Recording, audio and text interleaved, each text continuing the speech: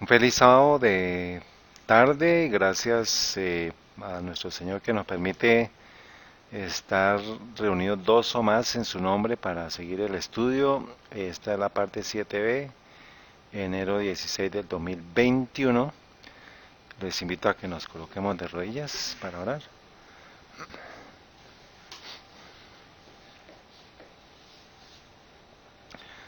Amado Padre Santo y Eterno, bendito Señor Dios, gracias porque nos permites continuar en tu santo tiempo para alabarte y glorificarte, para prepararnos para tu pronta venida.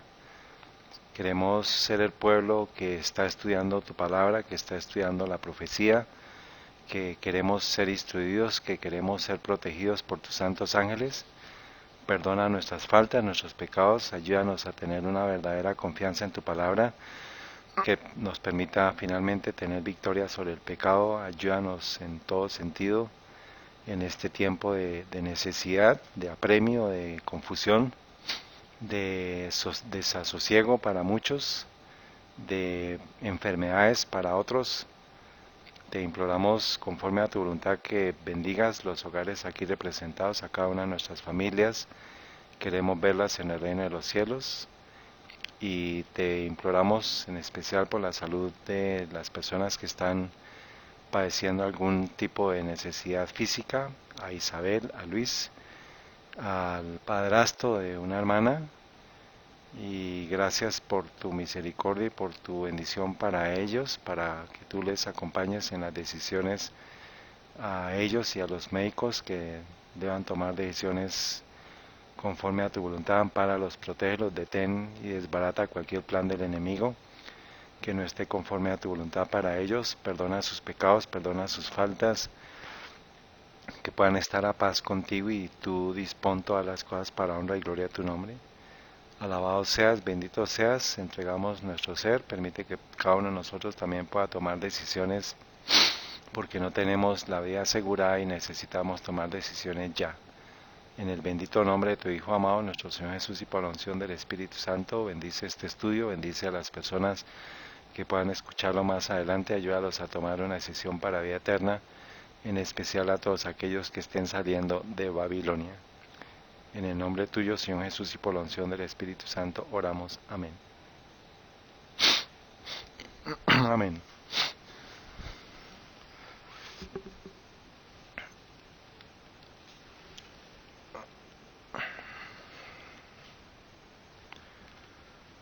Bueno, vamos a continuar el estudio. Esta mañana compartíamos un comentario de Estela Aguirre, que nos preguntaba, nos decía: todos deben conocer la verdad en el tiempo récord. ¿Quiénes son ustedes? Y pues parte de la respuesta, quiero también citar un libro de la hermana White de Evangelismo, página 173, párrafo 2 y 3, dice: en el mismo tiempo en que vivimos, en el mismo tiempo en que vivimos, el Señor ha llamado a su pueblo y le ha dado un mensaje para presentar.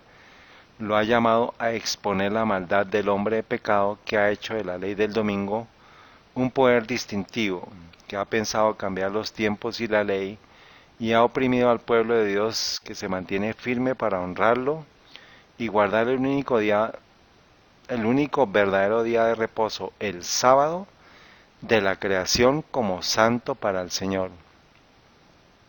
Esta es la misión del pueblo adventista: es exponer al hombre de pecado la maldad, exponer los cambios que ha hecho a la ley de Dios, exponer que ha oprimido al pueblo de Dios. El Señor se ha agradado en dar a su pueblo el mensaje del tercer ángel como un mensaje decisivo para presentar al mundo.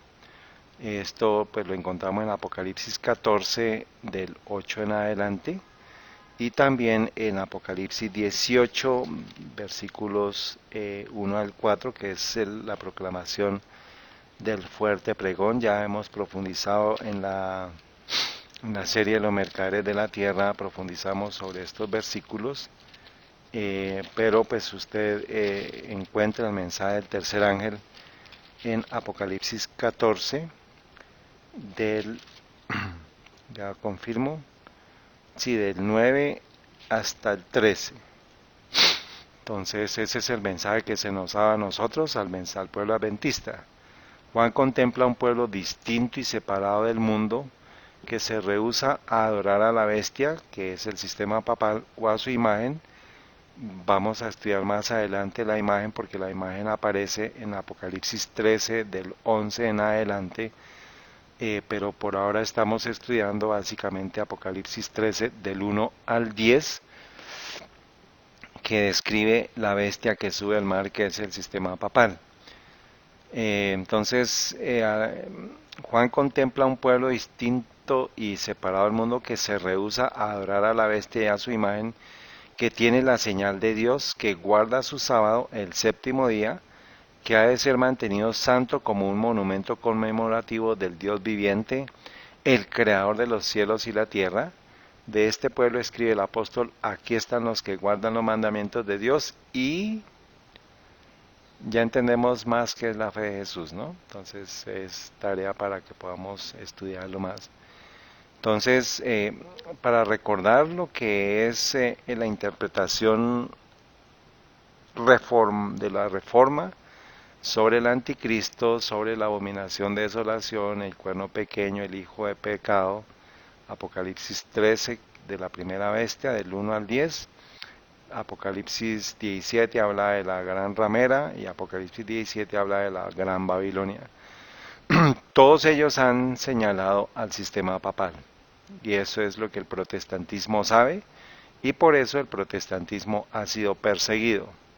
Todos aquellos que saben de esto pues van a ser perseguidos.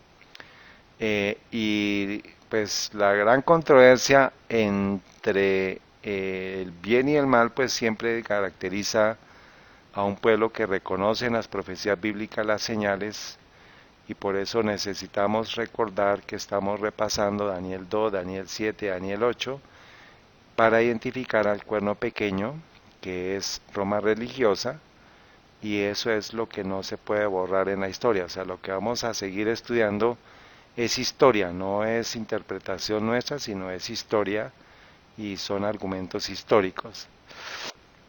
Ya estuvimos viendo los primeros 6 atributos, ahora vamos a mirar si alcanzamos, no sé hasta el tiempo que nos dé, pero por ahora el séptimo y el octavo, que dice: hará guerra contra los santos y reinará por un periodo de tiempo. Quedarían pendientes estos para unas próximas presentaciones. Entonces, el atributo de hará guerra contra los santos lo encontramos en Daniel 7:25, referido al cuerno pequeño. Dice: y a los santos del Altísimo quebrantará. Daniel 8:24 nos dice: y destruirá maravillosamente y prosperará y hará arbitrariamente y destruirá a los fuertes y al pueblo de los santos. Versículo 25: y con paz destruirá a muchos.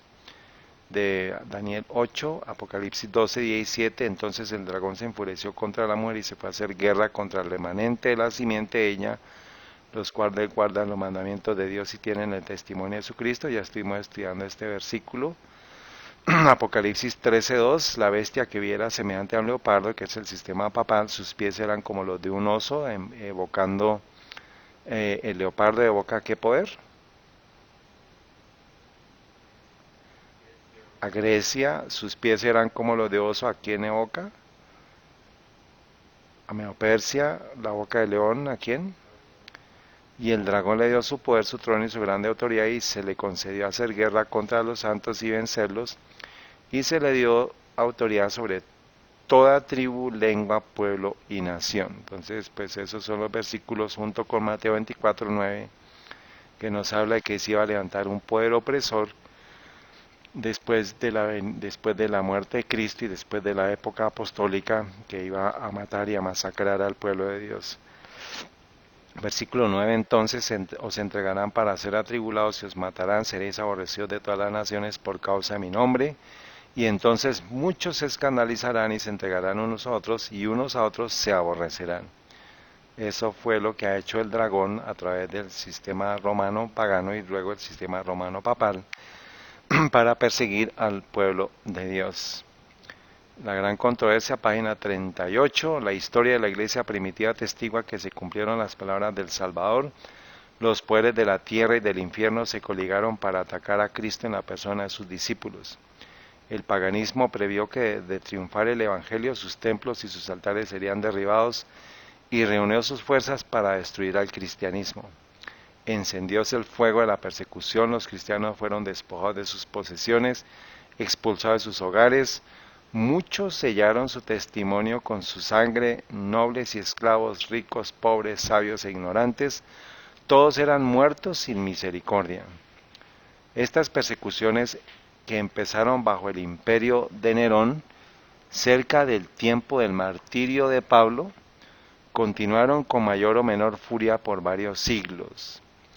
Los cristianos eran inculpados calumniosamente de los más espantosos crímenes y eran señalados como la causa de las mayores calamidades, hambres, pestes y terremotos. Recuerde por favor esto, porque esto también va a ser la causa que en el futuro próximo nos llamen a nosotros. Por eso es que nos dan esta información, porque pues va a volver a repetirse. Como eran objeto de los odios y sospechas del pueblo, no faltaban los delatores, que por vil interés estaban listos para vender a los inocentes. Eso se va a volver a repetir. Se les condenaba como rebeldes contra el imperio, enemigos de la religión y azotes de la sociedad. Muchos eran arrojados a las fieras o quemados vivos en los anfiteatros. Algunos eran crucificados, a otros los cubrían con pieles de animales salvajes y los echaban a la arena para ser despedazados por los perros.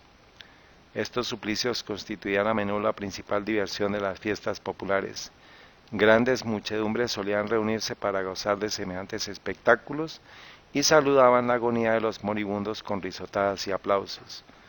Por eso es que usted no se sorprenda de cómo la historia se va a repetir y cómo vamos a volver a ser llevados a estos lugares de suplicio justo en el siglo XXI. Por eso es que hay que revisar la historia, porque la historia se va a repetir. Es lo que nos dice Apocalipsis 13:5, se le concedió hacer guerra contra los santos y vencerlos, y se le dio la autoridad sobre toda tribu, lengua, pueblo y nación. O sea, los reyes eran nombrados por el papado y finalmente pues todo estaba en control de Satanás. Doquiera fuesen los discípulos de Cristo en busca de refugio, se les perseguía como animales de rapiña. ¿Estamos preparados para eso? Se vieron pues obligados a buscar escondite en lugares desolados y solitarios, anduvieron destituidos, afligidos, maltratados, de los cuales el mundo no era digno. Está citando Hebreos 11, 37 y 38. Las catacumbas ofrecieron refugio a millares de cristianos. Debajo de los cerros en las afueras de la ciudad de Roma se habían cavado a través de tierra y piedra largas galerías subterráneas, cuya oscura e intrincada red se extendía leguas más allá de los muros de la ciudad. En estos retiros los discípulos de Cristo sepultaban a sus muertos y hallaban hogar cuando se sospechaba de ellos y se los proscribía. Cuando el dispensador de la vida despierte a los que pelearon la buena batalla, muchos mártires de la fe de Cristo se levantarán de entre aquellas cavernas tenebrosas. Entonces, pues la historia nos habla de 10 grandes persecuciones contra el cristianismo, denominadas generalmente con el nombre de los emperadores que las decretaron, y pues está referenciadas Nerón, Domiciano, Trajano, Marco Aurelio, Séptimo Severo, Maximiano, Decio, Valeriano, Aureliano y Diocleciano. Diocleciano estuvo antes de qué emperador. 313, ¿qué se acuerdan del 313? ¿Quién, el edicto de Milán, quién lo dio? Constantino, muy bien. Puesto que el cristianismo era considerado ilegal en el imperio, los cristianos debían ocultarse, sus reuniones serían entonces secretas, y son famosas las catacumbas de la ciudad de Roma, donde se dice que los cristianos se reunían. Aunque según los testimonios cristianos conservados, las catacumbas no eran el medio más utilizado para esconderse, ya que la mayor parte de las reuniones del culto se harían secretamente en las mismas casas de los fieles, pero pues se ocultaron cuando había persecuciones.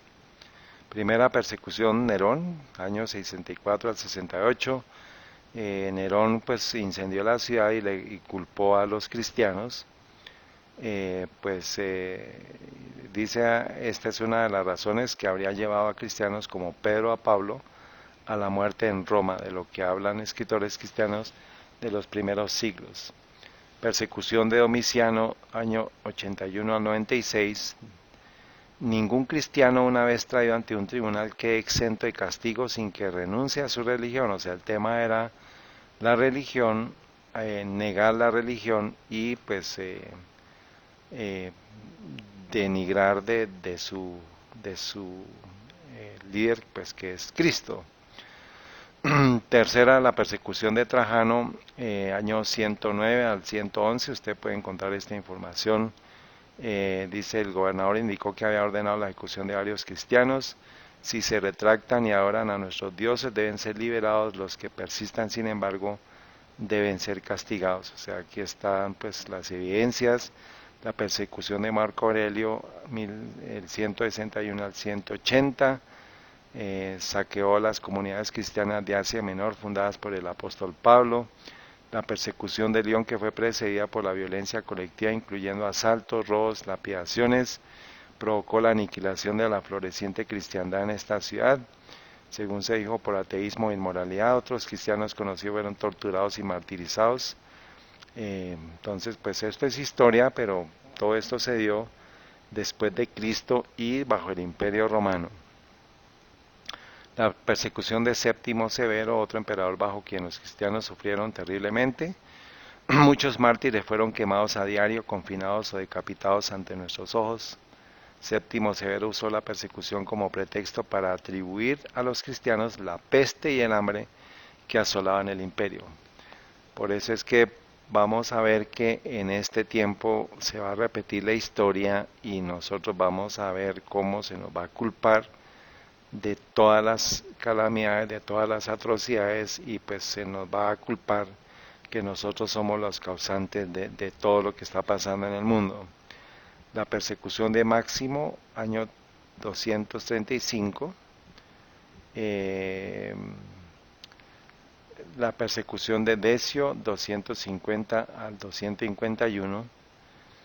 En el 250 publicó un edicto por el que se requería que todos los ciudadanos hicieran un sacrificio para mayor gloria del emperador en la presencia de un oficial romano y así obtener un certificado que demostrara que lo habían hecho. O sea, se empezaron a inducir prácticas paganas para que para identificar a los verdaderos cristianos, y el que se oponía pues lo señalaban como un transgresor de las leyes. La opinión pública condenaba la violencia del gobierno y se admiraba de la resistencia pasiva de los mártires con las que el movimiento cristiano se fortaleció. Esta persecución terminó pocos meses antes de la muerte de Decio. Octava, la persecución de Valeriano, 256 al 259.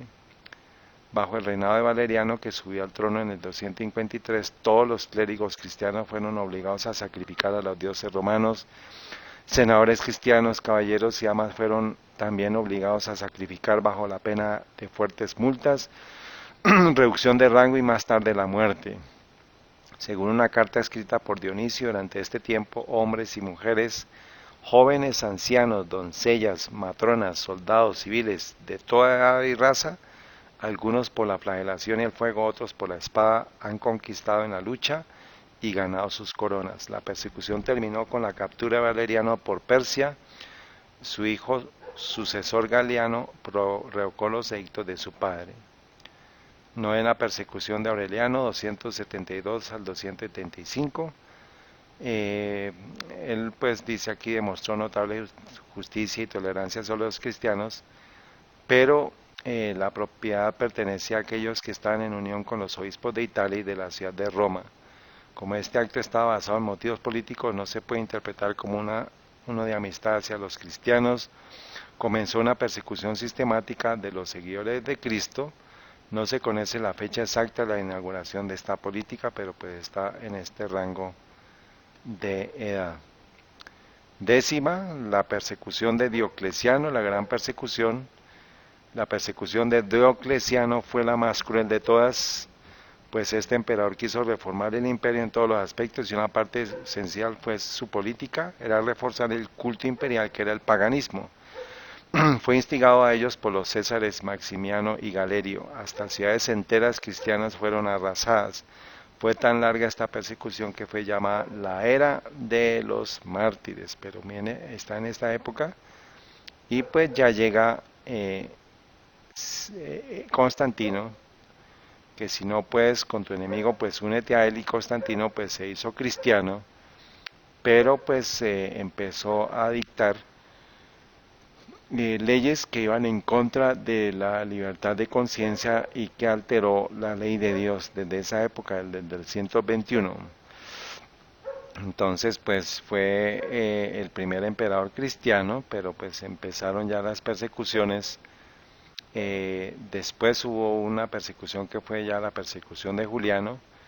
Fue el último emperador pagano del Imperio Romano. Juliano de inmediato declaró su fe a los antiguos dioses romanos y empezó a provocar un renacimiento pagano. Fue asesinado en Persia en el 363 y su intento de restaurar el paganismo finalmente fracasó.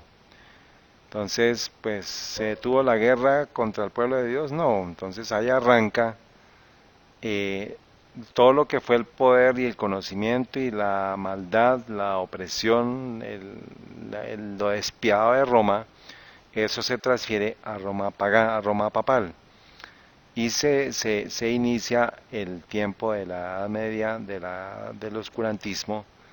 Dice, es como se conoce al periodo comprendido por la Edad Media, que arranca en el 476, fecha de la caída del Imperio Romano de Occidente, y el año 1453, año en que cayó el Imperio Romano de Oriente. O sea, fueron más o menos 1000 años de el oscurantismo. Y dice, aunque su influencia se extendió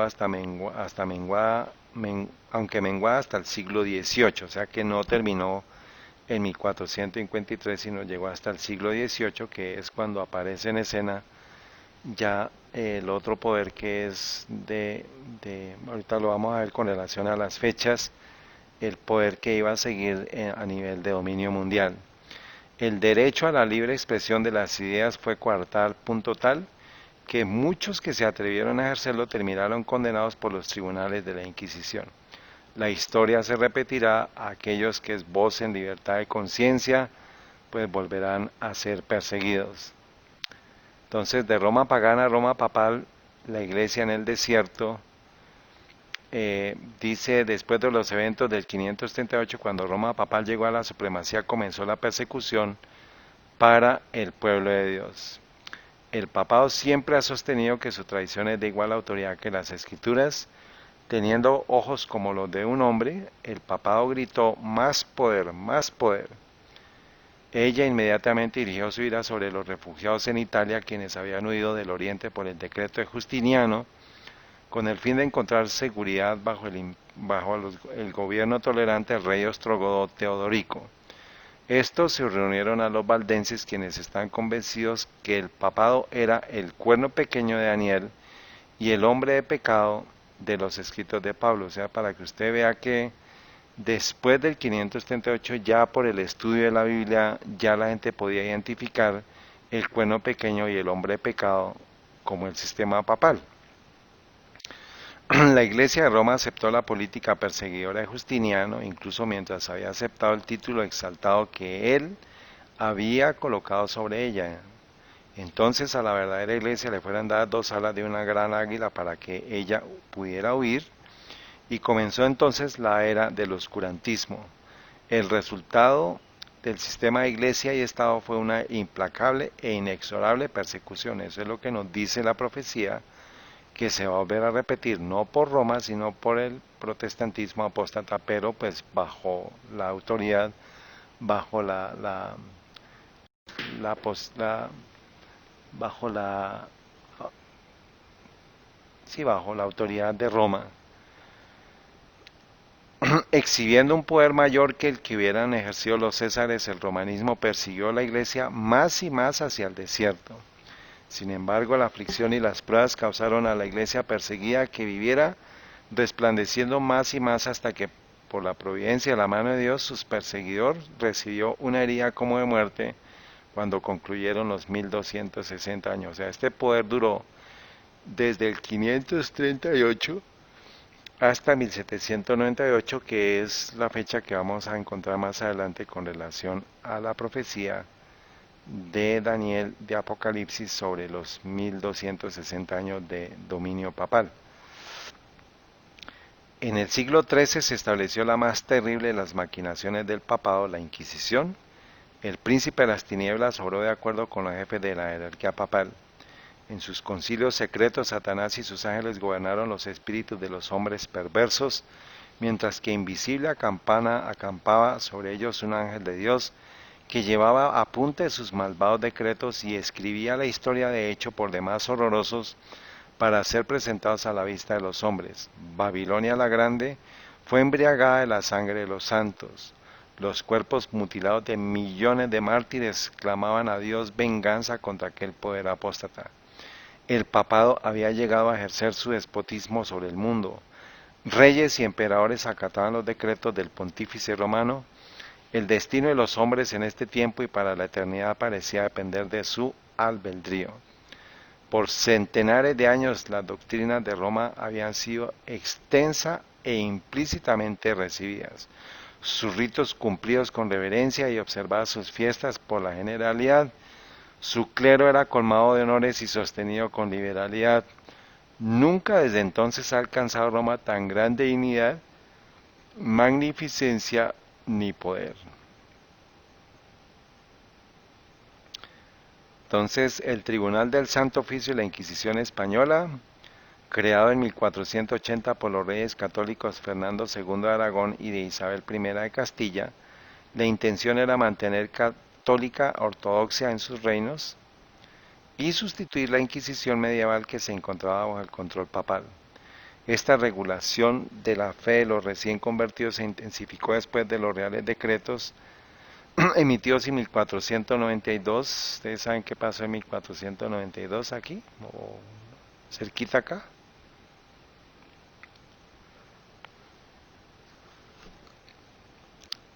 Colón, ¿qué pasó con la historia? ¿Ah? Sí, claro. Dice,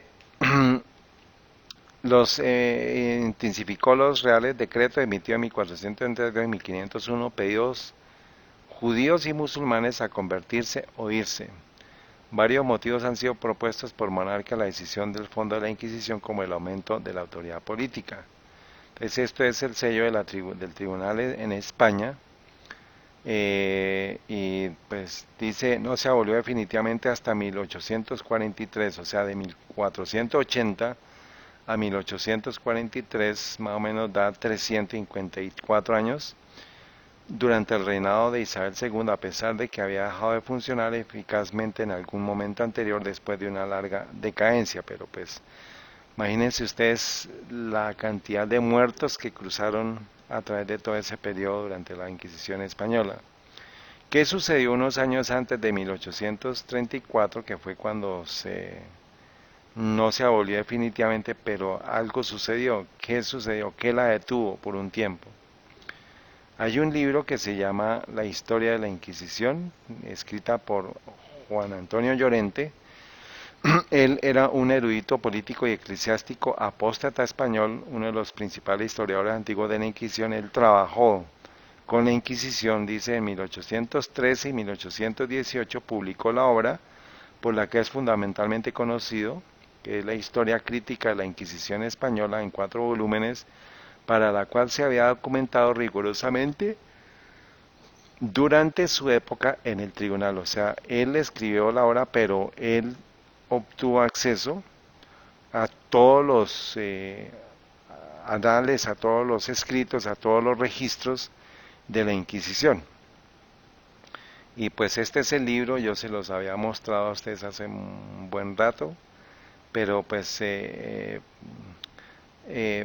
dice la historia, la Inquisición es el instrumento religioso, político y castizo para defender esta identidad controlar la diferencia y liquidarla, y este carácter castizo y por tanto esencialmente popular no debe olvidarse si quiere entender en profundidad la Inquisición española.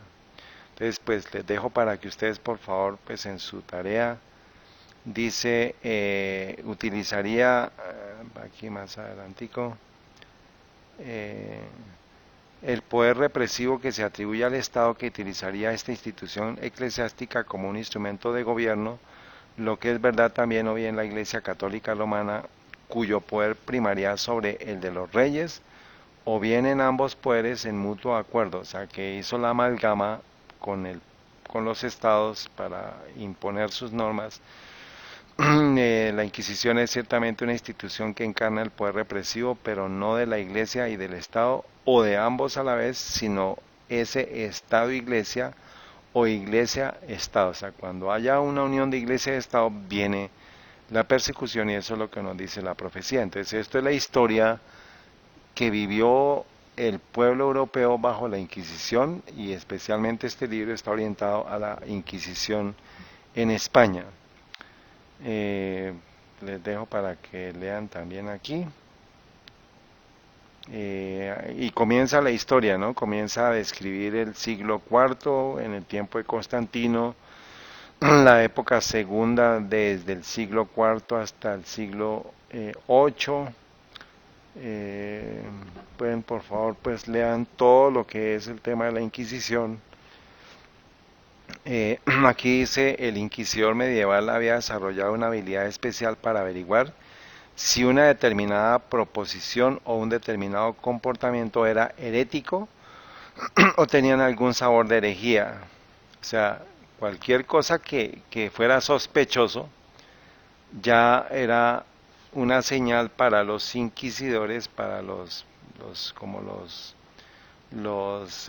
alguaciles y los que trabajaban en la Inquisición, para llevarlos finalmente a un juicio y que finalmente los mataban.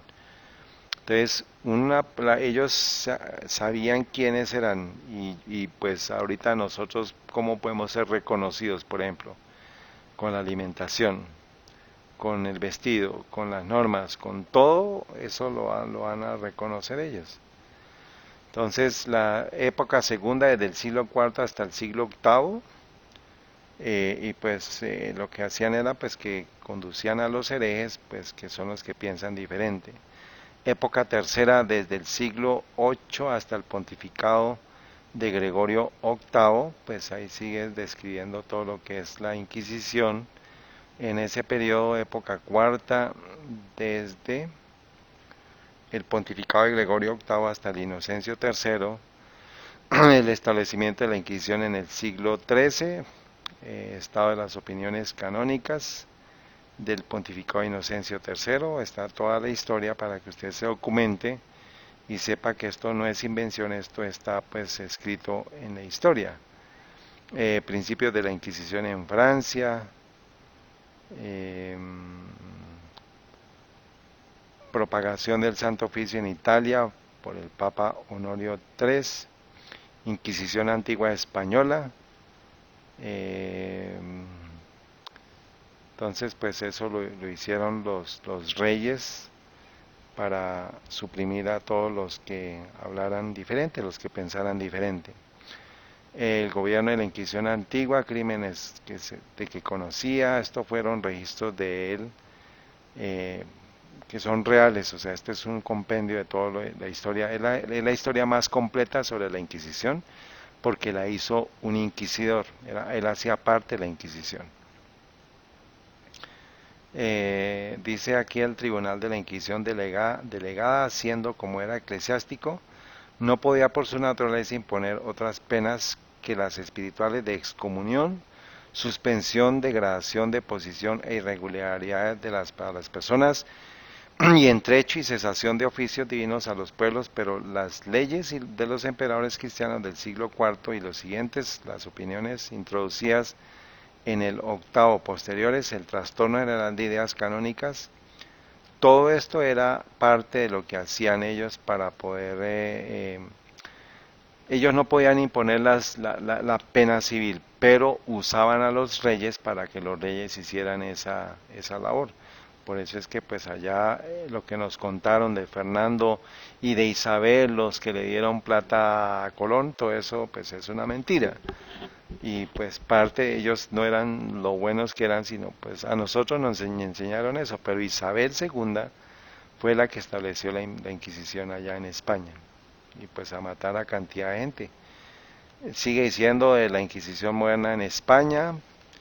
Entonces pues aquí está pues toda las torturas que hacían, partían a la gente por la mitad, los desmembraban, los botaban al piso, los levantaban, los tiraban al piso, una cantidad de cosas pues que hay incluso museos pues para hacer digamos todo lo que hacían ellos para matar a la gente.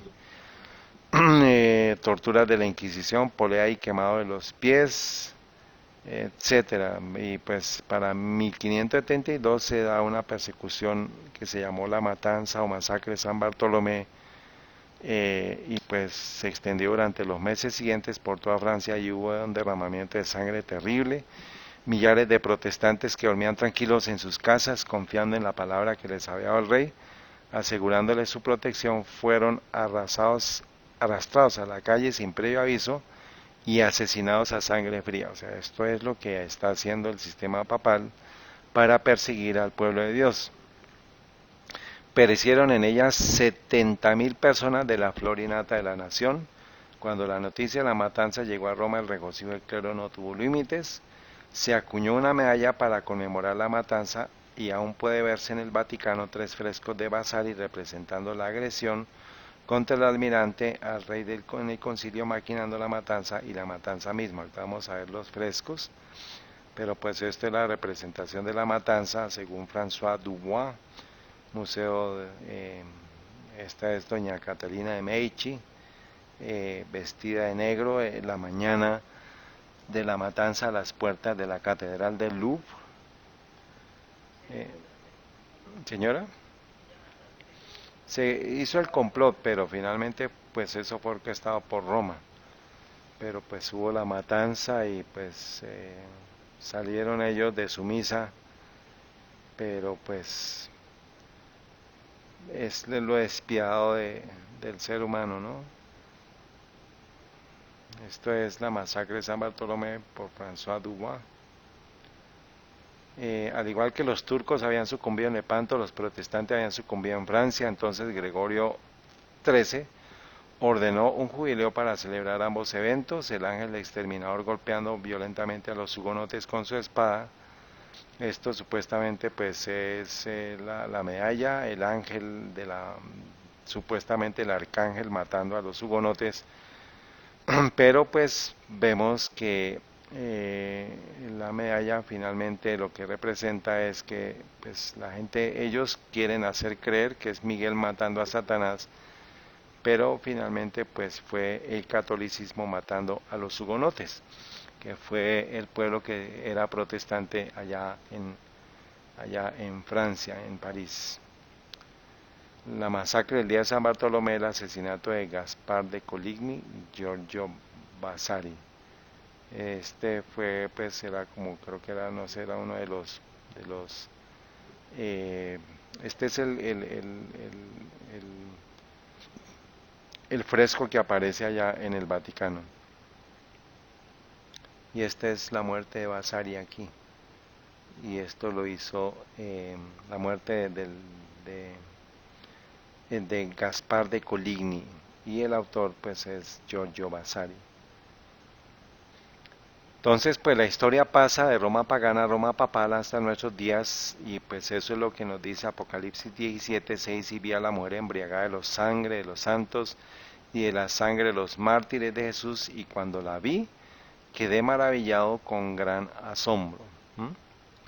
Apocalipsis 18:24 y en ella fue hallada la sangre de los profetas y de los santos y de todos los que han sido muertos en la tierra. O sea, es la identificación de esta mujer que es embriagada por la sangre de los santos y la sangre de los mártires y de los profetas y de los santos y de todos los que han sido muertos en la tierra. Aquí no escapa nadie, sino son todos.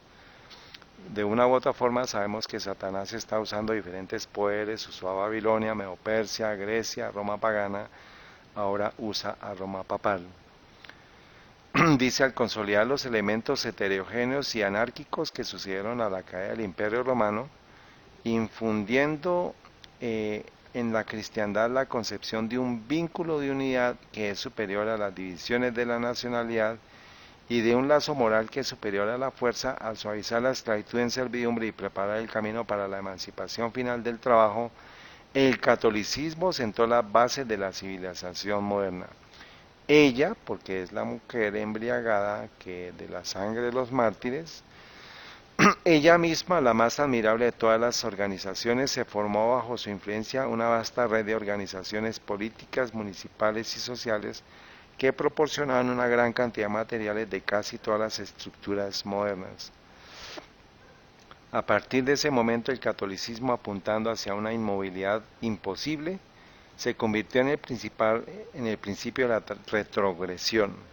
Desde ese momento empleó todos los recursos en su posición y sus grandes servicios le fueron dados para detener la expansión de la mente humana, impedir la circulación del conocimiento y apagar la lámpara de la libertad con sangre. O sea, todo el tema de la Inquisición, el tema de las restricciones, la Iglesia Católica lo usó para detener la expansión de la libertad de conciencia, que la gente pudiera tomar decisiones a partir del conocimiento y apagar la libertad de apagar la lámpara de la libertad con sangre.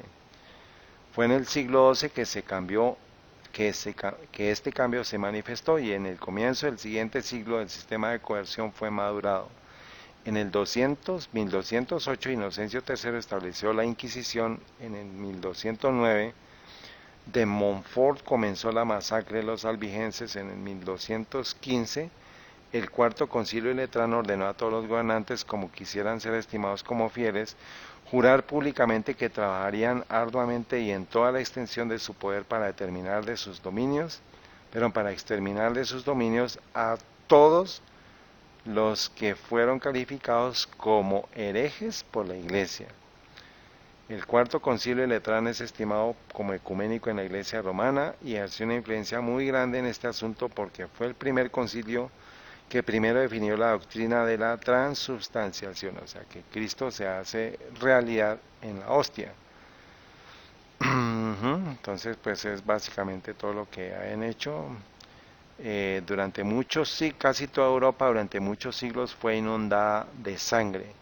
Que la Iglesia de Roma ha derramado más sangre inocente que cualquier otra institución que haya existido entre la humanidad no será cuestionado por ningún protestante que tenga un conocimiento competente de la historia. O sea, si usted lee la historia va a encontrar que Roma es la que cumple, que toda la sangre está en ella, de la muerte de todos los mártires que han muerto.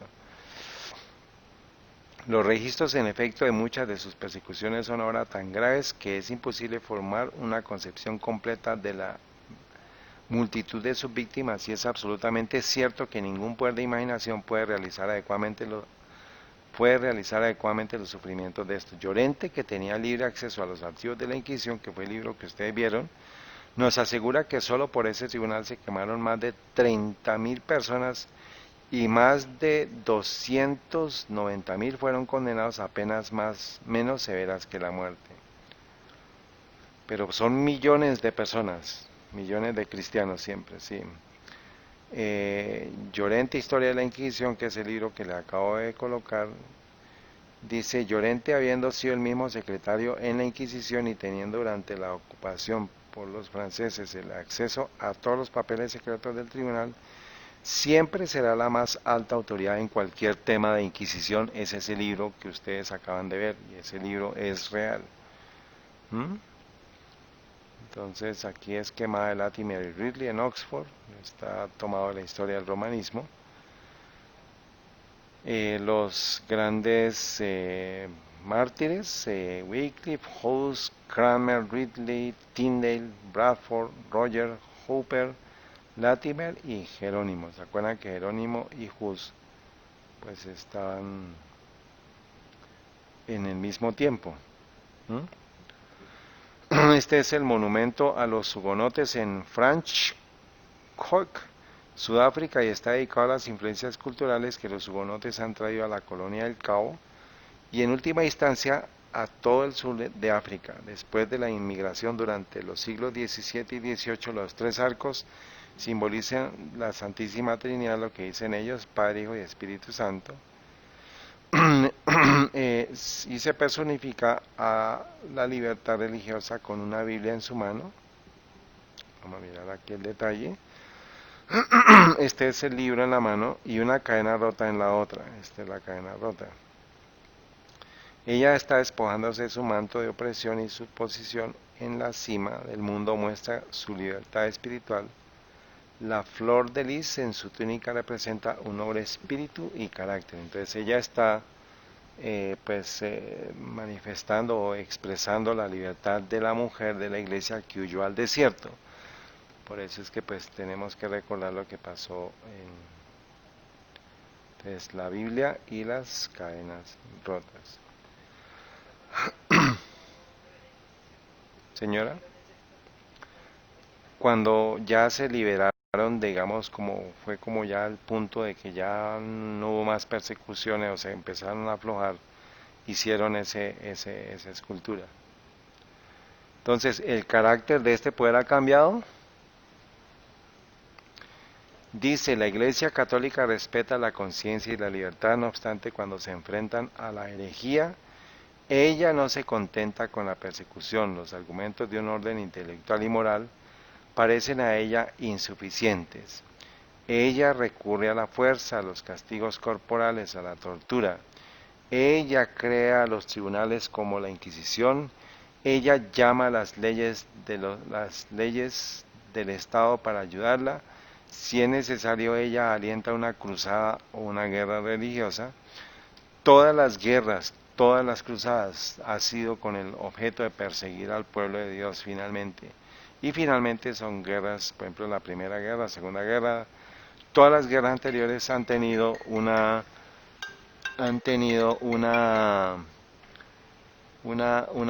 repercusión, o sea, han tenido detrás un trasfondo espiritual. Bueno, dice especialmente actuó de este modo en el siglo XVI con respecto a los protestantes, para predicar con el ejemplo, para convertir a la gente por los misioneros elocuentes y santos, encendió en Italia, en los Países Bajos y sobre todo en España, las hogueras funerarias de la Inquisición. Esto está tomado de un libro de historia que se llama La Iglesia Católica, el Renacimiento y el Protestantismo. Usted encuentra el libro aquí, usted pues puede encontrar toda la información de esto.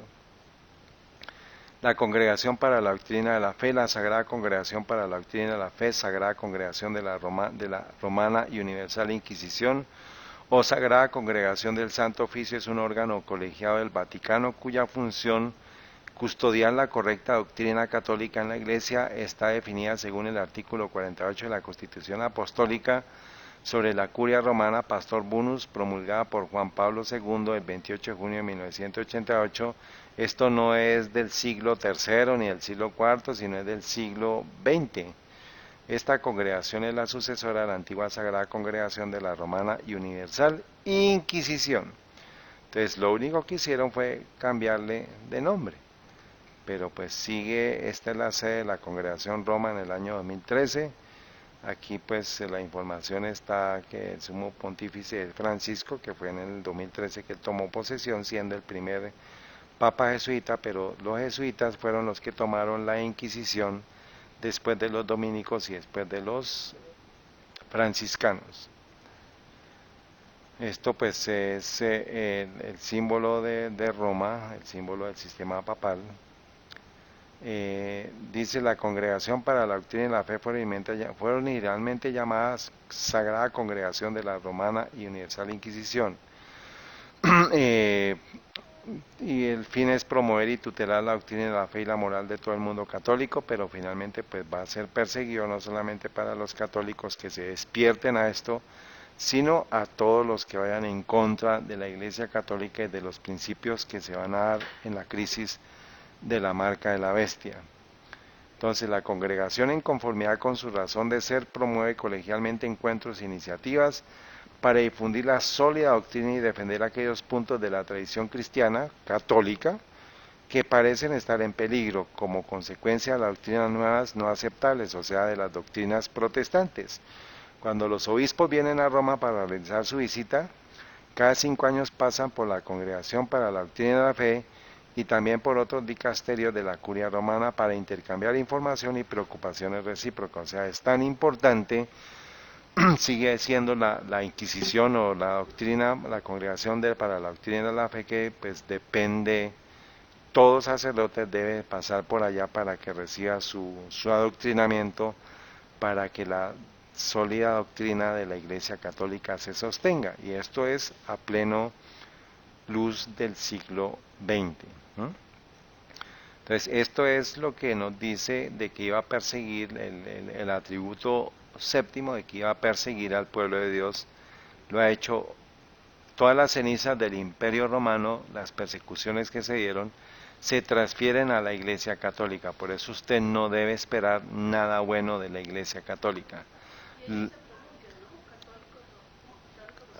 y romano, pero no debe esperar nada bueno. Por eso es triste ver a una iglesia corporativa adventista estrechando las manos del sistema papal, porque ha perdido de lleno toda la historia y pues no estamos llamados a estrechar. Si yo tengo que estrecharle la mano en algún momento a alguien de allá, pues significa que yo tengo que dejarle la túnica, o sea, que él tiene que dejar la túnica para yo poder estrechar la mano. O sea, no puede haber un estrechón de manos con un sistema como tal, ¿sí? Sí, la persona es otra cosa, pero una persona que esté ostentando el cargo de sacerdote, el cargo de cura, el cargo de estar representando a la Iglesia Católica. Y pues digamos, el punto es saber en qué circunstancias se dan, en dónde se dan los encuentros, en dónde se da el estrechón de manos, ¿sí? Pero si se da, por ejemplo, en Roma, pues yo no tengo nada que hacer a Roma, no tengo nada que hacer en una iglesia católica, no tengo en el Vaticano, en donde sea, ¿sí? Pero pues ocasionalmente una persona que esté no representando al sistema papal, pero pues que extienda la mano, pues es la persona, no el sistema. Pero si está ostentando todo lo que tiene el símbolo del sistema, pues ya usted debe tomar la decisión. El octavo reinará por un periodo de tiempo. Entonces nos habla la profecía de tiempo y tiempos y medio tiempo. Daniel 7:25 dice: hablará palabras contra el Altísimo, ya lo estudiamos, y a los santos del Altísimo quebrantará, ya lo acabamos de estudiar. Pensará en mudar los tiempos de la ley, ya lo vamos a estudiar más adelante.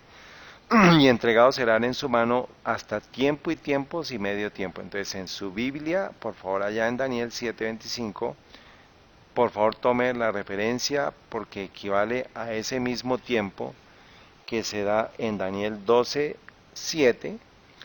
Dice que será tiempo y tiempo, la mitad de un tiempo, cuando acabe de pasar el poder del pueblo santo, todas estas cosas serán cumplidas. Apocalipsis 11:2 nos habla de que hollarán la ciudad santa por 42 meses. Apocalipsis 11:3 me habla de 1260 días vestidos de silicio, que estarán los testigos y profetizarán por 1260 días vestidos de silicio.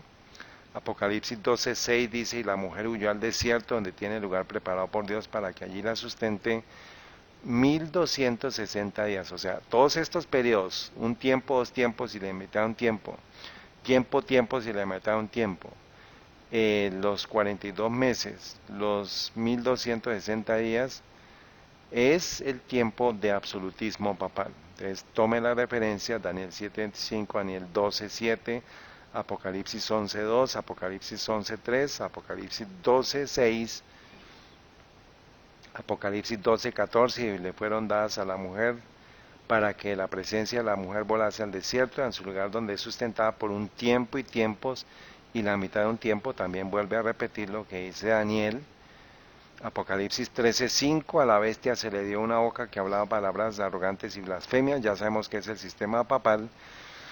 Todo lo que usted encuentre de Apocalipsis 13 del 1 al 10 está asociado con Roma papal, con el Vaticano, con el cuerno pequeño, el anticristo, la bestia. Y dice, se le dio autoridad para actuar durante 42 meses. Entonces, el principio de día profético por año literal, hay dos textos, Números 14:34, dice, conforme al número de los días de los 40 días en que reconocisteis la tierra, llevaréis vuestra iniquidad 40 años, un año por cada día, y conoceréis mi castigo. Y Ezequiel 4:6 dice, día por año te lo he dado. Entonces, son los dos argumentos bíblicos que nos ayudan a entender cuando habla de 42 meses. Y hablemos primero de lo que es. Entonces, el calendario hebreo tiene 12 meses y cada mes son 30 días, o sea, son 360 días por año. ¿Está bien? Entonces, un día profético equivale a un año literal. Así, un año profético equivale a 360 años literales. ¿Está bien? Un día profético equivale a un año. Un año profético equivale a 360 años literales. Entonces, 3.5 años proféticos, que es un tiempo y tiempos y la mitad de un tiempo, es 3.5 por 360 da 1260 años literales. 42 meses proféticos, que es lo que encontramos en Apocalipsis 13:5, por ejemplo, habla de 42 meses, equivalen a 42 por 30, da 1260 años literales. Y 1260 días proféticos, por ejemplo, aquí nos habla, vamos a mirar aquí, 1260 días es lo que equivale a 1260 años. ¿Sí? 1260 días proféticos equivalen a 1260 años literales. Esto es el tiempo en el cual el sistema papal duró como rey absoluto de la tierra. Ya después recibe una herida como de muerte, pero ese poder no terminó ni murió en ese momento, sino la profecía dice que va a continuar. ¿Mm? Entonces, vimos que al ser reconocido Vigilio como papa por todo el clero luego de la muerte de Silverio, el año 538 da inicio al tiempo de absolutismo del papa. Entonces, 538 más 1260 es 1798. Entonces, cuando usted, en todas las citas que usted acabó de anotar, por favor, ponga esta información de 538 más 1260, da 1798. ¿Qué dice la profecía que sucedería en ese año? Entonces, Apocalipsis 2:13:2 dice, y la bestia que viera semejante a un leopardo es el sistema papal, y vi una de sus cabezas como herida de muerte, y su herida de muerte fue sanada. O sea que en 1798 se le da una herida como de muerte. O sea, no fue real, eso ya lo hemos estudiado en el pasado. Y su herida de muerte fue sanada, o sea que eso va a ser en el tiempo futuro, cuando ya vuelva otra vez a hacer lo que hacía antes en la Inquisición, pero ya no ella, sino a través de la bestia que sube de la tierra y de la imagen de la bestia, que ya es un tema que vamos a estudiar más adelante con relación a Apocalipsis 13, del 11 al 17. Lo que estamos estudiando es Apocalipsis 13, del 1 al 10, que describe al sistema papal. ¿Está bien? ¿Qué evento histórico relacionado con este poder sucede ese año? Entonces, recibe la cabeza como herida de muerte Roma religiosa 1, o sea, el sistema papal, y pues dice la paz se rompió pronto. Bertier entró en Roma el 10 de febrero de 1798, el anciano pontífice se negó a violar su juramento al reconocer y corrió de prisión en Francia. Roto por la fatiga y sufrimiento, murió en el 19 de agosto de 1799. Para que usted sepa, antes de esto, los jesuitas, ellos se dieron una herida de muerte también. Ellos desaparecen de la historia. Desde 1773 hasta 1814 los jesuitas también desaparecieron, pero ellos estuvieron detrás de toda la planeación para que se diera la muerte figurativa del sistema papal, porque era la forma en la cual ellos podían eh, argumentar que la interpretación historicista del anticristo no era porque había muerto ese sistema. Y una de las señales del anticristo o del cuerno pequeño es que va a estar hasta el fin. Entonces tenían que cortar la continuidad de su sistema, y lo que hicieron fue promover una herida como de muerte. Por eso la Biblia sí lo registra como de muerte, porque no murió el sistema papal, sino se oculta. Sí, eso lo hemos estudiado ya. Entonces, en el año de 1798 el papado recibe una herida como de muerte, pues se creyó por terminado el poder romano debido a la toma de la silla papal por parte de Napoleón a través de su general Berthier. Napoleón era masón, era jesuita, pero pues eso la historia dice que se opuso a los jesuitas, pero es puro cuento. Él terminó, después de que vino la Revolución Francesa, vino el periodo en el cual pues está Napoleón apoyando al sistema papal, y él terminó sus días tomando champaña en la isla de Helena. Creo que allá lo joven en la historia. La isla de Helena creo que fue allá donde fue llevado Napoleón, pero terminó sus días allá en sus fiestas, en sus bailes, pero pues cumplió la tarea de hacer creer que el sistema papal había muerto. Entonces, pues bueno, la herida cuando se sanará, pues eso será un tema de estudios futuros. Y qué tan mortal fue la herida y quién le dio la herida mortal, pues eso también pues es para un estudio adicional, no lo vamos a contemplar en este momento. Entonces, de 1260 años de hegemonía papal, esto equivale a 230 pontífices sobre la tierra, en la cual los dos testigos del Antiguo y Nuevo Testamento estuvieron vestidos de silicio. Nos recuerda la historia de Mardoqueo en Esther. Y los hijos de Dios, que es la mujer, fue llevada al desierto. Lea por favor Salmo 91, donde millares de personas fueron masacradas en la hoguera, en la guillotina, en la horca, en las torturas, bajo el poder de la Inquisición. Ninguno de todos estos 1260 años, no cambió, ninguno de los papas cambió el carácter, y por el contrario cada vez fue endureciéndose más a medida que iba adquiriendo poder, riquezas y absolutismo. O sea, esto fue una horda de asesinos que llegaron a masacrar al pueblo de Dios. Y pues bueno, pues la historia nos dirá quiénes de aquellos se arrepintieron en algún momento, pero pues la historia de la Iglesia Católica está teñida de sangre. Y eso fue el poder que él usó. O sea, usó la unión de la Iglesia y Estado para infringir la afectación al pueblo de Dios. Entonces, como está escrito que sucederá al volver a retomar el dominio mundial, habrá cambiado su carácter luego de 200 años de inactividad. ¿Qué está esperando? Ellos han estado vigentes. Han estado vigentes, y todas las guerras desde ese momento han sido planeadas y programadas por los jesuitas. Tienen acuerdos en todo el mundo. Sigue siendo el poder bajo oculto. Por eso es que nunca hubo una herida como de Todos los muerte. presidentes van y le hacen Pleitesía, honores. y él dice que se deben ser.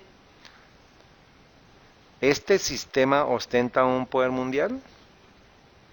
Si quiere, haga el comentario. Pero es bueno que lo escuchen.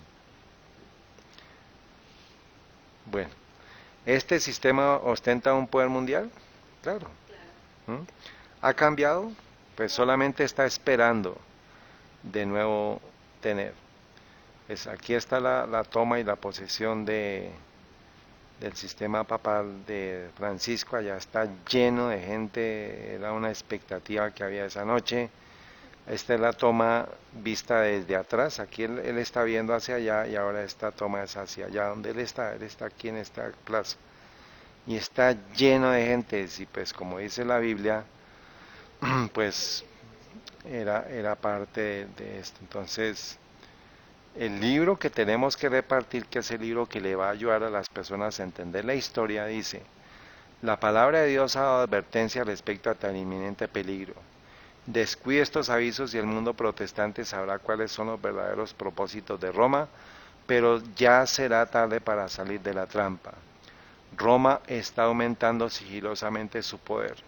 Sus doctrinas están ejerciendo su influencia en las cámaras legislativas, en las iglesias y en los corazones de los hombres. Y por eso es que usted encuentra toda la propaganda de televisión, de medios, para facilitar las políticas de Roma, los programas de Roma, las costumbres de Roma. Por ejemplo, algo muy conocido que es de mucho afecto para nosotros es la Navidad, ¿sí?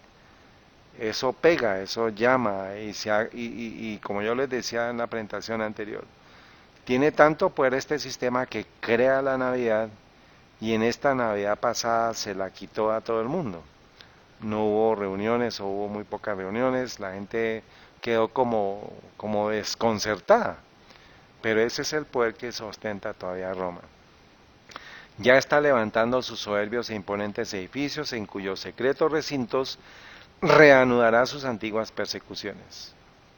Está acumulando ocultamente sus fuerzas, esto es la bestia que sube el abismo, ¿se acuerdan que hemos hablado?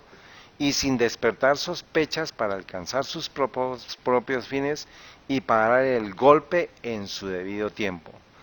Todo lo que Roma desea es asegurarse alguna ventaja, y esta ya le ha sido concedida. ¿Quién le dio la ventaja a Roma? Si el, si el protestantismo le dio una herida, ¿quién le está sanando la herida? El protestantismo apóstata. Pronto veremos y palparemos los propósitos del romanismo.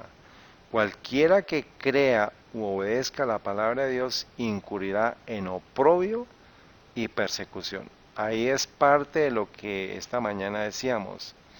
¿Le cree usted a Dios? ¿Le cree a la palabra de Dios? Si usted le cree a la palabra de Dios, va a recibir oprobio y persecución. Pero puede ser que tenga muerte temporal, pero va a obtener ¿qué? La vida eterna. Otras personas que teniendo miedo a morir temporalmente, van a morir eternamente, porque pues van a salvar su vida temporalmente, van a aceptar las normas del mundo, las doctrinas del mundo, de la Iglesia Católica, del protestantismo apóstata, y pues para no recibir ese oprobio, esa persecución, van a doblegarse. Pero el pueblo de Dios, sabiendo lo que es Roma, que es el sistema papal, va a permanecer fiel y firme, a pesar de que tenga que morir. Algunos de nosotros vamos a tener que padecer. No lo sabemos quiénes, pero tenemos que estar preparados para que cuando llegue el momento, usted teniendo una guillotina en su cabeza, ojalá no se arrepienta. Porque acuérdense de la historia de Hus y de Jerónimo. Hus se mantuvo firme y Jerónimo se retractó, casi que traiciona los cometidos del protestantismo, pero un año después dice: no, yo no me arrepiento, ya tomé la decisión, pero había pasado un año de suplicio y finalmente también murió. Entonces lo que nos toque vivir, pues que sea para la honra de Dios. O sea, la muerte es un instante y el siguiente momento a la muerte va a ser el momento en el cual nuestro Señor nos va a levantar. Entonces, la muerte es nada en Cristo, teniendo la fe en Cristo y teniendo la fe en la palabra de Dios. Entonces, la fe que el pueblo de Dios, lo que estudiamos esta mañana, la fe de Jesús que necesita el pueblo de Dios para afianzarse, es la fe que va a hacer que Roma nos persiga. Porque cuando Roma se dé cuenta que el pueblo de Dios está con la fe de Jesús, ha tenido victoria sobre el pecado, Satanás se va a llenar de ira contra ese pueblo y va a venir la persecución. Pero ya usted está sellado. Esa es la gran noticia. O sea, hay que tener esperanza y confianza, pues que el Señor nos va a ayudar a cada uno de nosotros. Entonces no hay que tener temor, pero sí hay que estar preparados. Entonces la pregunta es, bueno, ¿qué de lo que son los pecados acariciados, las costumbres acariciadas, todavía yo las tengo y me cuesta trabajo entregarlas? Porque va a llegar el momento en que van a ser más difíciles las pruebas. Y si yo no soy capaz con las cosas pequeñas, ¿cómo será cuando llegue el tiempo de pruebas grandes? Entonces, pues, es una autorreflexión, un estudio que tenemos que hacer concienzudo en nosotros para dejar las cosas que sabemos que están mal, ¿sí? Los jóvenes saben, los niños saben, nosotros los adultos sabemos qué cosas están mal. Y hay necesidad de estar comprometidos a creer en la palabra de Dios y a perfeccionar el carácter, porque la verdadera fe va a requerir que nosotros pasemos por lo que pasaron los protestantes en la época de la Inquisición. No le tuvieron temor al potro, ni a la hoguera, ni al cadalso, ni a ser aserrados, ni a ser asesinados, ni a ser de lo que fuera. Se permanecieron firmes. Entonces, este poder, el cuerno pequeño, no ha muerto. Como dice ahí, cuando el pueblo protestante, los evangélicos, quieran saber los propósitos de Roma, ya será tarde para salir de la trampa. ¿Mm? Entonces, es el tiempo para que el pueblo de Dios que está en Babilonia salga de ahí, se dé cuenta del sistema papal, se dé cuenta qué es el sistema papal. Y la historia lo confirma. Estaba leyendo, ¿estás sobre el libro de Ezequiel? Uh -uh. Uh -uh. Y habla de tener mucho la preparación de sus días de Ajá, Ezequiel 8 y 9. varios partes en el libro. Correcto, 8 y 9 habla del sello de Dios, habla de las persecuciones, de las De matanzas la que se van a preparación dar. del día. Oh, correcto. Prepararon un día y prepararon un Eso, día. eso, muy bien. Eso es lo que viene. O sea, fue en la historia del Israel físico lo hicieron. Pero ahorita viene, estamos en el Israel espiritual y va a haber la prueba para todo el mundo sobre el tema de la ley. Pero eso lo vamos a ver más adelante, lo que es la ley de Dios. Téngase presente que Roma se jacta de no variar jamás. Los principios de Gregorio VII y de Inocencio III son aún los principios de la Iglesia Católica Romana. Y si solo tuviese el poder los pondría en vigor con tanta fuerza hoy como en siglos pasados. Entonces, esto es lo que el protestantismo ha perdido de vista. La historia de Roma, quién es Roma, quién es el cuerno pequeño, qué es el anticristo, qué es la bestia, qué es la mujer, la gran ramera, qué es Babilonia. Pero el pueblo de Dios, reconociendo que es Roma papal, tiene que prepararse porque la confrontación va a ser colosal, o sea, es la última gran batalla, la última gran controversia. Pero el pueblo de Dios, aprendiendo a creer en la palabra de Dios, a tener fe en la palabra de Dios, finalmente va a obtener la victoria sobre el pecado. Y ya no es, en la época de Cristo, Cristo sostuvo la palabra de Dios, vivió una vida sin pecado, pero desde ese momento Dios ha estado dando luz y verdad a su pueblo para llegar a este punto de acumular toda la luz desde el tiempo de Cristo hasta este momento, y ya no va a haber un Cristo, sino van a haber 144,000. No estoy hablando de literales, pero algún tiempo vamos a estudiar ese tema. Pero son 144,000 copias de Cristo que se sostuvieron en la verdad, creen en la palabra de Dios desde Génesis 1:1 hasta Apocalipsis 22:21, creen que es palabra de Dios y se van a aferrar a lo que está escrito, cueste lo que cueste. Como dijo Pablo, para el cristiano la muerte es ganancia. Entonces tenemos es que prepararnos, porque se avecina. Y lo bueno es que yo esté preparado para lo peor. Ya lo que venga de para abajo ya es ganancia, por decirlo así. Entonces preparémonos porque eso es lo que viene para el pueblo de Dios. Gregorio estuvo en el 1073 a 1081, Inocencio de 1198 hasta 1236, o sea que lo que fue la Inquisición va a volver a repetirse. Si solo tuviese el poder, pondría en vigor con tanta fuerza hoy como en siglos pasados. Entonces, este es el documento, este es el libro, por eso es que Satanás odia, porque desenmascara al sistema papal y lo desenmascara a él. Porque la historia de cómo Satanás, después de que Cristo asciende al cielo, cómo Satanás, como dragón rugiente, ha perseguido al pueblo de Dios. Entonces, hay que leerlo porque es historia, pero es una historia que nos prepara para los eventos que se avecinan. Entonces, eso es parte del sentido de la gran controversia, el libro de la gran controversia. No es un libro histórico, es un libro histórico profético que nos habla de lo que le va a suceder al pueblo de Dios. Por eso los últimos capítulos pues tienen que ver con eso. Entonces ya estuvimos estudiando el número 7, que es a la guerra contra los santos, y el número 8, que es reinará por un periodo de tiempo. Ya vamos a dejar para el siguiente estudio los últimos 4 características, pero especialmente, pues todas son importantes, pero especialmente esto va a ser la gran controversia, que este poder intentó o pensó cambiar los tiempos y la ley, porque no se puede cambiar lo que Dios ha establecido. Intentará. Y el último intento tiene que ver con la gran crisis que se avecina.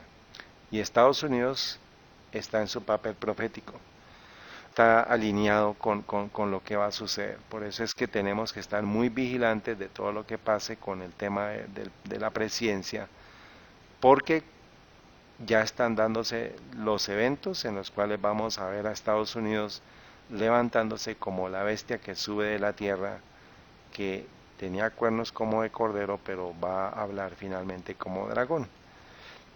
Entonces, pues esto es historia, son apenas llevamos 8, y pues todo lo que ustedes acaban de entender, de ver, es historia. O sea, eso lo identificaron los protestantes antes, durante y después de la reforma de Lutero. Pero la historia nos dice y la profecía nos dice que la reforma no ha acabado todavía. Sigue vigente el conflicto entre Satanás, su simiente, con Cristo y su simiente. Satanás y sus ángeles y Cristo y sus ángeles. Y ahí estamos, este es el conflicto que nos espera, tenemos que prepararnos porque muy pronto se van a dar las señales ya de la ley dominical. Y eso es lo que vamos a ver de lo que es este poder. Ya intentó cambiar los tiempos y la ley. Los cristianos llevan 1700 años de engaño, especialmente los católicos, y no saben lo que se aproxima. Entonces, pues dejaremos esto para la próxima presentación. Vamos a orar.